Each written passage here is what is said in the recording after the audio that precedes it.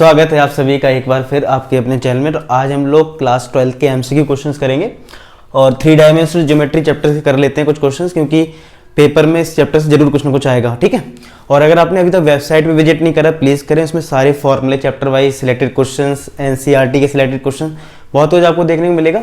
आप जरूर जाएँ www.mathematicsstudyhub.com पे। ठीक है, तो चलिए स्टार्ट करते हैं। पहला क्वेश्चन लिखा है फर्स्ट क्वेश्चन में, if the directions cosine of a line are this then the value of k, और ये ऑप्शंस आपके दे रखे हैं k के लिए। तो डायरेक्शन कोसाइन को हम रिप्रेजेंट करते हैं l से, m से और n से। तो आपको ये l m n दे रखे हैं, l आपका k/3, m आपका k/3 और n भी आपका k/3 दे रखा है, और यहां से आपको k की वैल्यू फाइंड आउट करनी है। तो एक फॉर्मूला है L square plus M square plus N square जो होता है वो 1 के इक्वल होता है। यहाँ आप एल एम एन की वैल्यू पुट कर दें, आपको के मिल जाएगा। तो k/3 whole square plus k/3 whole square k/3 का होल स्क्वायर इक्वल टू 1। तो ये हो जाएगा k²/9, सेकेंड भी आपका k²/9 और ये भी आपका k²/9 इक्वल टू 1। तो 9 एलसीएम आएगा तो न्यूमरेटर में आ जाएगा 3k²/9, 3 टाइम्स कैंसिल होगा, ये क्रॉस मल्टीप्लाई होकर k² इक्वल टू 3 आ जाएगा। स्क्वायर रूट कर दो तो plus minus square root of 3 आ जाएगा। ठीक है, तो इसका ऑप्शन देख लेते हैं कौन सा है। तो इसका आंसर है डी पार्ट, तो इसका हो जाएगा डी पार्ट। चलिए नेक्स्ट करते हैं। तो सेकंड क्वेश्चन में लिखा है the line x-2/9 equal to y-1/λ equal to z+3/-6 is perpendicular to the plane this then the value of lambda. जब भी आपको इस तरीके एक नंबर का क्वेश्चन आए, एक तो परपेंडिकुलर की कंडीशन आ सकती है या पैरेलल की। ठीक है, तो इसको ध्यान से समझना है। सबसे पहले इस केस में डी आर फाइंड आउट करते हैं, डायरेक्शन रेशियो। तो चलिए लाइन के डायरेक्शन रेशियो की बात करें तो डी आर आपके क्या होता है, जो डिवाइड में लिखा होता है वो डी आर होते हैं, लेकिन एक चीज ध्यान रखना है कि स्टैंडर्ड फॉर्मेट में होना चाहिए। स्टैंडर्ड फॉर्मेट मतलब ये लाइन का स्टैंडर्ड फॉर्मेट ये है आपका x-x1/a equal to y-y1/b z-z1/c। तो ये जो नीचे होता है वो डायरेक्शन रेशियो होता है। तो ये आप जो देख रहे हैं ये स्टैंडर्ड फॉर्मेट में है, क्योंकि यहाँ पे x का कोफिशिएंट, y का कोफिशिएंट और z का कोफिशिएंट 1 है। अगर ये नहीं होता तो हम चेंज करते हैं। ठीक है, तो ये स्टैंडर्ड है, तो आपका डायरेक्शन रेशियो 9 आ जाएगा, b आपका लैम्डा हो जाएगा और c आपका -6 हो जाएगा। इनको मैं a1 b1 c1 ले लेता हूं, क्योंकि एक और प्लेन की भी कंडीशन है, उसके भी डी आर होंगे, तो सर a2 b2 c2 ले लेंगे। तो चलिए प्लेन दे रखा है 3x - y - 2z equal to 7। तो इसको कंपेयर कर लेंगे ax plus by plus cz और मैं -7 कर दूं equal to 0 plus d equal to 0। ये प्लेन की जनरल इक्वेशन होती है। तो इसके डी आर हो जाएंगे a equal to 3, b equal to -1, y का कोफिशिएंट और c हो जाएगा -2। यहाँ पे a2 b2 c2 कर लेते हैं। ठीक है, अब होता क्या, लाइन और प्लेन में थोड़ी कंफ्यूजन हो जाती है स्टूडेंट को, तो क्लियर कर लो। जैसे प्लेन है, प्लेन का ये नॉर्मल होता है और ये डायरेक्शन रेशियो जो होते हैं प्लेन के वो नॉर्मल के ही होते हैं। ये अगर आपका नॉर्मल है तो ये इसी के डायरेक्शन रेशियो है। अब आपसे बोला गया था कि जो लाइन है वो परपेंडिकुलर है प्लेन से, तो लाइन आपकी ये है, तो अल्टीमेट लाइन और नॉर्मल वो क्या हुए, पैरेलल। तो यहां परपेंडिकुलर की कंडीशन नहीं लगेगी, पैरेलल की लगेगी। तो यहां कंडीशन जो है पैरेलल की लगेगी, और पैरेलल की कंडीशन होती है a1/a2 equal to b1/b2 equal to c1/c2। अगर परपेंडिकुलर होता तो a1a2 plus b1b2 plus c1c2 equal to 0। तो यहां पैरेलल की आप कंडीशन लगाएंगे और यहां से आपको आंसर मिलेगा a1/a2 b1/b2 c1/c2। तो a1 है आपका 9, a2 है आपका 3, b1 है लैम्डा, b2 है -1 और c1 है आपका -6 और ये है आपका -2। तो ये 3 आ जाएगा और ये माइनस का लैम्डा और यहाँ पे ये भी 3 आएगा। तो फाइनली आप देख सकते हैं लैम्डा के लोग को -3 मिल जाएगी, क्योंकि माइनस से मल्टीप्लाई करेंगे, किसी भी रिजल्ट को ले लो अल्टीमेट लैम्डा -3 मिलेगा। तो ऑप्शन देख रहे हो ए पार्ट। तो थर्ड क्वेश्चन में लिखा है the distance of the point this from the x axis, और ये ऑप्शंस दे रखे हैं। तो अगर एक पॉइंट आपके पास 2, 5, 7 है और एक दूसरा पॉइंट ये अगर ए और ये दूसरा पॉइंट जो है बी जो है वो एक्स एक्सिस पे है, तो एक बात आप बताओ, अगर कोई पॉइंट अगर एक्स एक्सिस पे है, अब देना एक समझते हैं इस चीज को, 1.2,5,7 है और ये कुछ 3D है तो थोड़ा इधर होगा। और अगर एक्स एक्सिस से आप डिस्टेंस फाइंड आउट करोगे तो एक्स एक्सिस पे जो पॉइंट होगा एक्स कोऑर्डिनेट तो सेम रहेगा, ठीक है। हाँ, वाई कोऑर्डिनेट और जेड कोऑर्डिनेट क्या होंगे, 0 होंगे, ठीक है, अगर हम एक्स एक्सिस पे बात करेंगे, ठीक है। तो आपको ये समझना है कि अगर एक्स एक्सिस पे तो एक्स कोऑर्डिनेट सेम रहेगा। 2D में भी आपने देखा करे होंगे क्वेश्चंस 11th क्लास में 10th में किए हैं, जैसे 2,5 है मान लो, और अगर मैं आपसे कहूँ एक्स एक्सिस से डिस्टेंस बताओ तो उस केस में तो आपको पता है ये लेंथ 5 होगी और ये लेंथ 2 होगी, तो 5 आंसर हो जाएगा। लेकिन अगर मुझे फॉर्मूले से करना है तो क्या करूंगा, ये पॉइंट लिख लूंगा 2,0। तो सेम चीज यहां करनी है, 3D है, 3D में कुछ नहीं, एक एक्स्ट्रा एक्सिस है जेड, तो और यहाँ पे 3 पॉइंट है आपके पास 2,5,7, तो आपको इतना समझना है एक्स कोऑर्डिनेट सेम रहेगा और एक्स एक्सिस पे वाई कोऑर्डिनेट और जेड कोऑर्डिनेट क्या होंगे, 0 होंगे। और ये पॉइंट थोड़ा ऐसा होगा, वो तो मुझे 2D में बनाना है तो इस तरीके से बना दिया, ठीक है। तो ये पॉइंट हो जाएगा 2,0,0। तो अगर मैं डिस्टेंस फॉर्मूला लगाऊं, अगर ये x1 y1 z1 है और ये x2 y2 z2 है, तो डिस्टेंस फॉर्मूला क्या होता है, square root of x2 minus x1 whole square plus y2 minus y1 whole square plus z2 minus z1 whole square.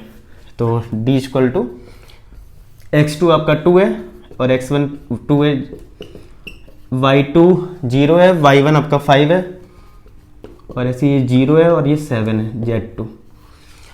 तो z2 हो गया 0, z1 है 7, तो 2 माइनस 2 तो 0 हो जाएगा, ये -5 आएगा, -5 का स्क्वायर 25 और 7 का स्क्वायर 49, तो ये कितना आ जाएगा 5 + 9 14, 1 कैरी 74। तो स्क्वायर रूट ऑफ 74 यूनिट्स आ जाएगा, बी पार्ट इसका ऑप्शन भी है। तो आई होप आपको समझ में आ गया हो। चलिए नेक्स्ट करते हैं। तो नेक्स्ट 4th क्वेश्चन इसमें लिखा है, a line makes an angle alpha beta gamma with X axis Y axis and Z axis respectively, then cos two alpha cos two beta cos two gamma is equal to, ठीक है। और ये options आपके पास है। तो first question में मैंने एक फॉर्मूला यूज किया था, L square plus M square plus N square equal to 1। L होता है, एल अगर बात करें डायरेक्शन कोसाइन की, एल एम एन की, तो ये कॉस के टर्म्स में भी फॉर्मूला होता है। एल होता है कॉस अल्फा, मतलब एल आपका होता है कॉस अल्फा, अल्फा होता है एक्स एक्सिस से एंगल, एम होता है कॉस बीटा वाई एक्सिस से एंगल, एन होता है कॉस गामा जेड एक्सिस से एंगल। स्टार्टिंग में दे भी रखा है वो चीज़। तो अगर यहाँ पुट कर दें एल की वैल्यू और एम की वैल्यू, एन की वैल्यू, तो हमें एक रिजल्ट मिल जाएगा कि cos square alpha plus cos square beta plus cos square gamma equal to 1। एक रिजल्ट हमें मिल गया यहाँ से। चलिए अब जो फाइंड आउट करना है वो क्या है, cos two alpha cos two beta plus cos two gamma. अब cos टू इसका फॉर्मूला डायरेक्ट हमारे पास क्या है, formula 2 cos square alpha minus 1, बहुत यूज होता है 11th क्लास में और 12th में भी आप देख रहे हो, इन्वर्स ट्रिग्नोमेट्री में खूब यूज किया है। cos टू बीटा हो जाएगा 2 cos स्क्वायर बीटा माइनस 1 और ये हो जाएगा 2 cos स्क्वायर गामा माइनस 1। इसमें और इसमें 2 कॉमन मिल जाएगा, ब्रैकेट में आ जाएगा cos square alpha plus cos square beta plus cos square gamma, और ये -1 -1 -1 -3 हो जाएगा। और ये वैल्यू मैंने पहले से निकाल के रख ली थी, 1 है, तो 2 × 1 माइनस का 3, तो 2 - 3, फाइनल आंसर आ जाएगा -1। तो देख लेते हैं कौन सा ऑप्शन है, डी पार्ट इसका ऑप्शन है। तो नेक्स्ट क्वेश्चन 5th है, जिसमें लिखा है the angle between the lines 2x + 2x = 3y = -z, और ऐसे ही आपको सेकंड लाइन भी दे रखे एंगल निकालना है। तो मैंने फर्स्ट क्वेश्चन में भी क्लियर किया था कि अगर आपको कोई लाइन गिवन है तो स्टैंडर्ड फॉर्मेट में होना चाहिए। तो स्टैंडर्ड फॉर्मेट क्या है आपका, x - x1/a, y - y1/b, z - z1/c। जो डिवाइड में होता है वो dr होता है, डायरेक्शन रेशियो, और एंगल हमारा डायरेक्शन रेशियो से ही निकलता है, ठीक है। तो जो पहली लाइन है वो 2x = 3y = -z है। तो अभी ये स्टैंडर्ड नहीं है क्योंकि यहाँ पे x का कोफिशिएंट 1 नहीं है और यहाँ पे x का कोफिशिएंट 1 होना जरूरी है। तो इसको हम थोड़ा चेंज कर लेंगे, 1/2 कर देंगे, इसको 1/3 कर देंगे और z के नीचे -1 कर देंगे, ठीक है। तो अब ये स्टैंडर्ड फॉर्मेट में बन गया। तो जो डिवाइड में लिखा हुआ है ये आपके डायरेक्शन रेशियो बन जाएंगे, a, b और ये c। तो आपके पास 2 लाइन है तो इसलिए a1 b1 c1 यूज करना पड़ेगा। सेम चीज सेकंड लाइन में भी कर लेते हैं। तो इसको लिख लेंगे x अपॉन 1/6, y अपॉन -1 और z अपॉन -1/4। ठीक है, समझ में आया? तो यहाँ से आपका a2 आ जाएगा 1/6, b2 आ जाएगा -1, c2 आ जाएगा -1/4। अब आपके पास a1 b1 c1 आ गया, a2 b2 c2 आ गया। एंगल डायरेक्शन रेशियो से निकलता है, तो एक फॉर्मूला भी है cos थीटा का। तो पहले तो आप कर लिया करो, पहले आप a1 a2 plus b1 b2 plus c1 c2 find out कर लिया करो, क्योंकि अगर ये रिजल्ट 0 आ गया तो ये परपेंडिकुलर की कंडीशन है, तो आपको डायरेक्ट एंगल मिल जाएगा भाई 90 डिग्री है। अगर सपोज करो 0 नहीं मिला तो कोई बात नहीं, फिर हम cos थीटा का फॉर्मूला लगाएंगे। अब cos थीटा का फॉर्मूला जो होता है वो मैं यहां लिख देता हूं। cos थीटा का फॉर्मूला होता है a1 a2 plus b1 b2 plus c1 c2 upon square root of a1 square plus b1 square plus c1 square plus multiply a2 square plus b2 square plus c2 square. ठीक है, तो हम ये use कर लेंगे। वैसे भी जो भी वैल्यू आएगी, सपोज करो ये 0 नहीं आया मान लेते हैं, तो कोई बात नहीं, उस वैल्यू का वैसे भी हमें यूज करना है, तो ये न्यूमरेटर पार्ट हमारा डायरेक्ट आ जाएगा। बेनिफिट ये है कि अगर हम ये फॉर्मूला लगाएंगे तो हमें ये भी कैलकुलेट करना पड़ेगा। अब हो सकता है ये 0 आ रहा हो तो हमें सॉल्व ही नहीं करना होगा, क्योंकि परपेंडिकुलर की कंडीशन है। ठीक है, समझ में आ गया? अगर 0 आ जाए तो डायरेक्ट लिख देना है 90 डिग्री, और अगर ना आए तो ये फॉर्मूला लगा देना। ठीक है, चलो सॉल्व करते हैं। a1 है हमारा 1/2, a2 है यहाँ पे 1/6, b1 हमारा 1/3, b2 है -1 प्लस c1 है -1 और c2 है -1/4। तो ये तो आ गया 1/12, ये -1/3, ये माइनस प्लस हो जाएगा 1/4। तो 12 एलसीएम आ रहा है, तो 1 - 3 4 = 12 प्लस 4 3 = 12। तो देखो 1 + 3 4 और ये -4 है अपॉन 12, तो 4 - 4 हो गया 0, 0/12 क्या आ गया 0। देखो आ गया 0। तो ऐसे बहुत सारे क्वेश्चन होंगे इसमें 0 ही आता है, इसलिए मैं बता रहा हूँ कि ऐसे ही करना आपको। ठीक है, तो 0 आ गया, तो यानी कि एंगल होगा जो थीटा होगा वो π/2 होगा, क्योंकि ये 90 डिग्री की कंडीशन है। तो ऑप्शन हो जाएगा सी पार्ट, यानी π/2। चलिए नेक्स्ट करते हैं। तो क्वेश्चन नंबर 6 है, जिसमें लिखा है the sum of the intercept cut off by the plane this on the coordinate axis is this, और ऑप्शन ये आपके पास है, यानी सिंपल इंटरसेप्ट निकालना है। तो इंटरसेप्ट प्लेन की जो इक्वेशन होती है वो ये होती है x/a plus y/b plus z/c = 1, यानी राइट हैंड साइड 1 होता है। ठीक है, और x y z के कोफिशिएंट भी यहाँ पे 1 होते हैं। तो चलिए पहले तो 5 से डिवाइड कर लेते हैं, क्योंकि 1 बनाना है राइट हैंड साइड में, तो 5 से डिवाइड करा। तो जो ABC है ना, यही आपके इंटरसेप्ट है, x एक्सिस पे, y एक्सिस पे, z एक्सिस पे। तो ये आ गया 2x/5 plus y/5 minus z/5 = 1। अब यहाँ पे x का कोफिशिएंट 1 लाना है, तो 2 को डिवाइड में करना पड़ेगा, तो ये हो जाएगा x/5/2। ये तो ठीक है, यहाँ माइनस के प्लस करना होगा तो हमें -5 करना पड़ेगा यहाँ = 1। ठीक है, तो a, अब आपका a हो जाएगा 5/2, b हो गया 5 और c हो गया -5। अब आपसे बोला था सम फाइंड आउट करो, तो सम मतलब a + b + c find out करना है। तो a आपका 5/2, b आपका +5, c आपका -5। तो 5/2 + 5 -5, ये हो गया कैंसिल, तो आंसर आ गया 5/2। और ये ऑप्शन आप देख पा रहे हैं सी पार्ट है इसमें, तो इसका आंसर हो जाएगा सी पार्ट। तो नेक्स्ट 7th क्वेश्चन है, इसमें लिखा है the distance between the parallel plane this and this, और ऑप्शंस आपके पास हैं 4 3 2 1। तो अगर आपको पैरेलल प्लेन की अगर आपको डिस्टेंस फाइंड आउट करना है, तो पहले डिसाइड करना है पैरेलल प्लेन होते किस टाइप के हैं। तो पैरेलल प्लेन में सिर्फ जो राइट हैंड साइड में जो कांस्टेंट नंबर होता है वो डिफरेंट होता है, बाकी आर के बाद जो लिखा है यानी नॉर्मल वेक्टर जो होता है वो सेम होता है। अब आप कहोगे सर इसमें तो सेम है नहीं, यहाँ तो 2i कैप है, यहाँ 6j कैप है। थोड़ा ध्यान से देखें, अगर मैं इसमें 3 कॉमन ले लूं तो ये भी 2 बचेगा, यहाँ 1 आएगा, यहाँ 2 आएगा, और ये इसमें दे रखा है, तो वो तो हम कॉमन लेके डिवाइड कर देंगे। ठीक है, तो यानी कि पैरेलल प्लेन में क्या होगा कि आर डॉट के बाद जो नॉर्मल वेक्टर होता है वो सेम रहेगा, राइट हैंड साइड में कांस्टेंट नंबर डिफरेंट होगा। तो यानी कह सकता हूं मैं, अगर नॉर्मल प्लेन इस तरीके से है, 2 पैरेलल प्लेन इस तरीके से हैं,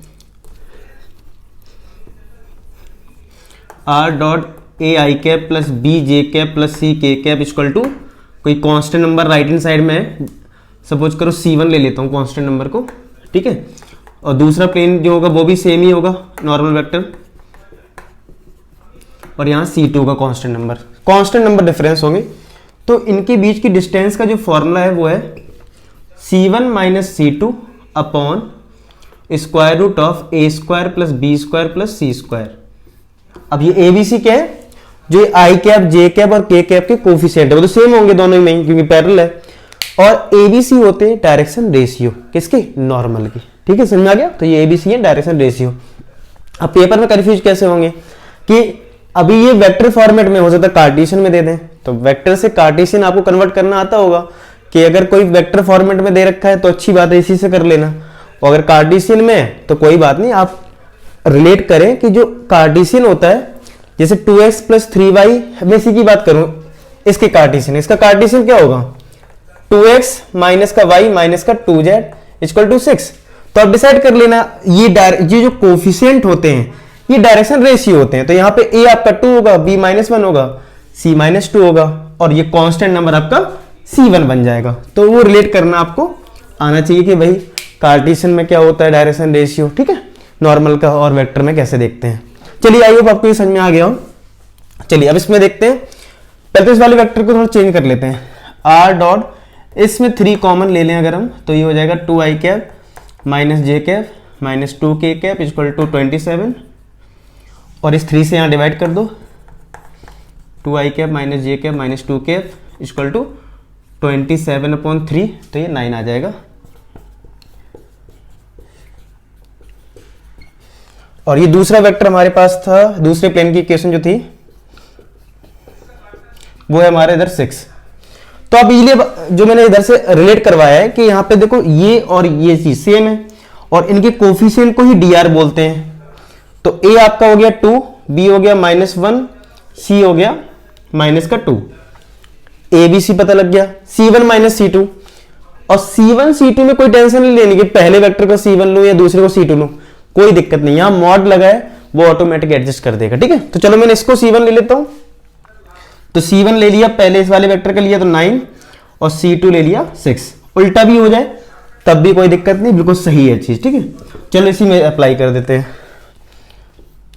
C1 माइनस C2, ये ABC और ये C1 है 9 और C2 है आपका 6 upon square root of A का स्क्वायर, B का स्क्वायर प्लस C का स्क्वायर -2 का स्क्वायर, ठीक है। तो ये थोड़ा चेंज कर देता हूं, प्लस ऑफ -2 का स्क्वायर, 9 माइनस 6 3 हो जाएगा, 2 का स्क्वायर 4, -1 का स्क्वायर 1, ये भी 4 हो गया, तो 4 + 4 8, 8 + 1 9 हो जाएगा, 3/9, और ये 9 का स्क्वायर रूट होगा, सॉरी, तो ये 9 का स्क्वायर रूट है, तो 9 का स्क्वायर रूट 3 होगा, 3/3 क्या आ जाएगा 1, तो इसका आंसर हो जाएगा 1। तो अगर इसका आंसर 1 है तो आप देख लें कौन सा ऑप्शन है, तो डी पार्ट इसका ऑप्शन है। तो ये अच्छा क्वेश्चन था, इसमें कॉन्सेप्ट काफी कुछ कवर हो रहा है। चलिए नेक्स्ट करते हैं। तो क्वेश्चन नंबर 8 में लिखा है the angle between the line and the plane. देखो प्लेन में एंगल निकालना और लाइन में एंगल निकालना, तो हम cos थीटा का फॉर्मूला अप्लाई करते हैं, यानी कि पहले दोनों लाइन के हम डायरेक्शन रेशियो निकाल लेंगे, और अगर प्लेन का क्वेश्चन है तो दोनों प्लेन के डायरेक्शन रेशियो निकाल लेंगे और एक cos थीटा का फॉर्मूला अप्लाई कर देंगे। लेकिन लाइन और प्लेन का होगा तो cos का फॉर्मूला नहीं लगाना है, sin थीटा का फॉर्मूला अप्लाई करना है। sin थीटा का फॉर्मूला है a1 a2 plus b1 b2 plus c1 c2 upon square root of a1 square plus b1 square plus c1 square, ऐसी square root of a2 square plus b2 square plus c2 square. तो याद रखना line और plane का question है तो sine theta का formula apply करना, पहली चीज ये। अब a1 b1 c1 आप समझ रहे होंगे लाइन के डायरेक्शन रेशियो हो जाएंगे, और a2 b2 c2 प्लेन के डायरेक्शन रेशियो हो जाएंगे। तो लाइन की बात करें तो जो डिवाइड में लिखा होता है, और अभी पहले भी क्वेश्चन में डिस्कस कर चुके इसलिए ज्यादा नहीं जाऊंगा, वो डायरेक्शन रेशियो होते तो मैं यहीं से लिख देता हूँ। a1 हो गया 5, a1 हो गया आपका 3, b1 हो गया 5 और c1 हो गया 4। और प्लेन में जो x y z के कोफिशिएंट होते हैं वो होते हैं, तो a2 हो गया 2, b2 हो गया -2 और c2 हो गया 1। सबसे पहला काम तो यही फाइंड आउट कर लेते हैं, क्यों, अगर ये 0 आ जाता है, ये क्वेश्चन में आया था, तो इसको सॉल्व करने की जरूरत ही नहीं पड़ेगी कि 0 अपॉन कोई कांस्टेंट नंबर होगा तो 0 ही आएगा। चलिए सॉल्व कर लेते हैं।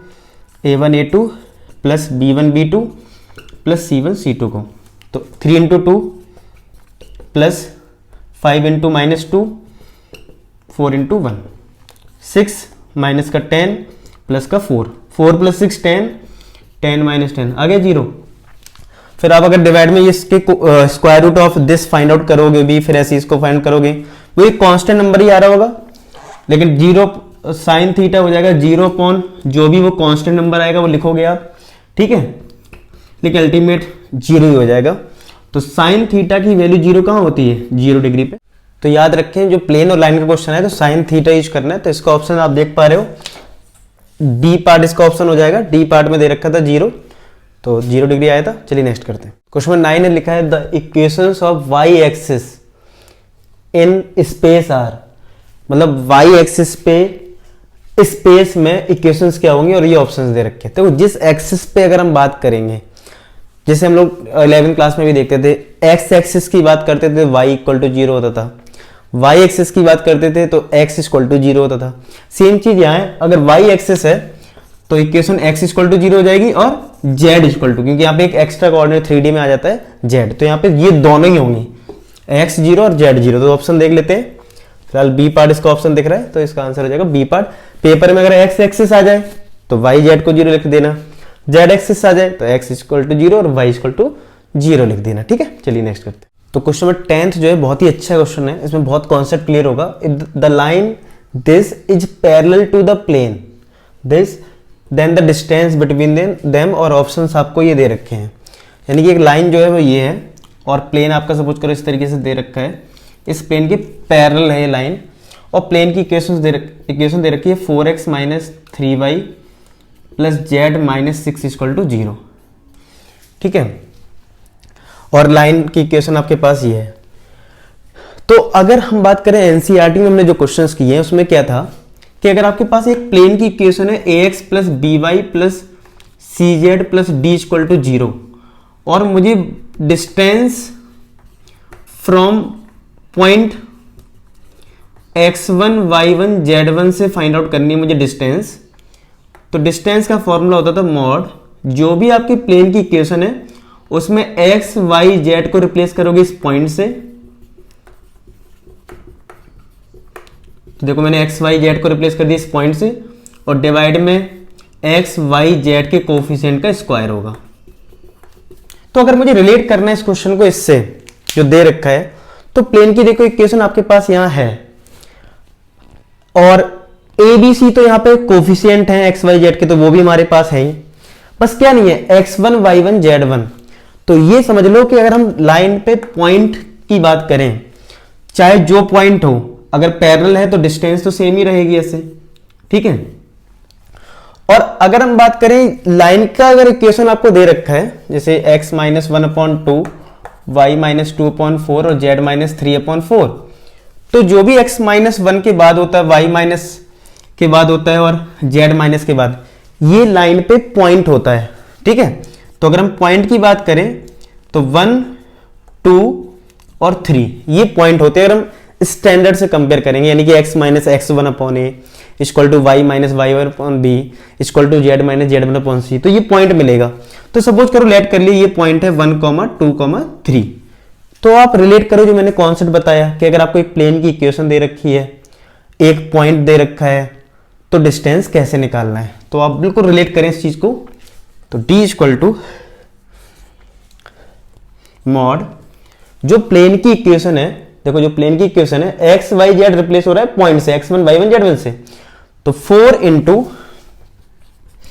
x1, इधर x1 आ जाएगा तो x1 हमारा ये x1 हो जाएगा, ये y1 हो जाएगा और ये z1, तो 4 into 1 minus 3 into y1 2 plus z है तो z1 3 है, माइनस का 6 क्योंकि d भी होता है यहाँ पे, ध्यान से देखो, अपॉन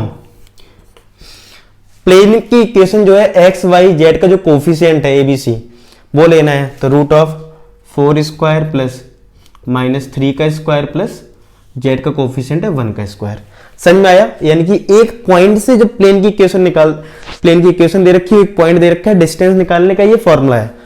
अगर लाइन दे दे तो पॉइंट लाइन का लेके सॉल्व कर दो, ठीक है। तो कौन से रिलेट करें तो ये आ जाएगा d equal to 4 into 1 4, 3 into 2 minus का 6 आ जाएगा, और प्लस का 3 और ये भी माइनस का 6 अपॉन 4 का स्क्वायर 16, 3 का स्क्वायर 9 और 1 का स्क्वायर 1 इक्वल टू ये आ जाएगा 4 प्लस 3 7 माइनस 12 हो जाएगा अपॉन ये आ जाएगा आपका 16 प्लस 9 25, 25 प्लस 1 26 रूट में, ये आएगा माइनस का 5 अपॉन रूट 26, और यहाँ पे मॉड है तो वो पॉजिटिव ही कर देगा, तो यानी आ जाएगा 5 अपॉन रूट 26। रेशनलाइज कर लीजिए तो आ जाएगा 5 रूट 26 अपॉन रूट कैंसिल हो जाएगा तो 26। तो ये आएगा आपका डिस्टेंस, और ऑप्शन भी है आपके पास ए पार्ट, तो आंसर आ जाएगा। तो आई होप आपको क्वेश्चन समझ में आया, क्योंकि ये अच्छा क्वेश्चन है। तो आज मैंने काफी अच्छे क्वेश्चन डिस्कस की, काफी कॉन्सेप्ट आपके क्लियर हुए हो। अगर कॉन्सेप्ट क्लियर हुए तो लाइक जरूर कर दें, जिससे मैं आपके लिए और वीडियोस बनाऊं, और चैनल को सब्सक्राइब करें अगर आप नए यूजर्स हैं। और मिलते हैं नेक्स्ट वीडियो में नेक्स्ट चैप्टर के साथ। आज के लिए इतना ही।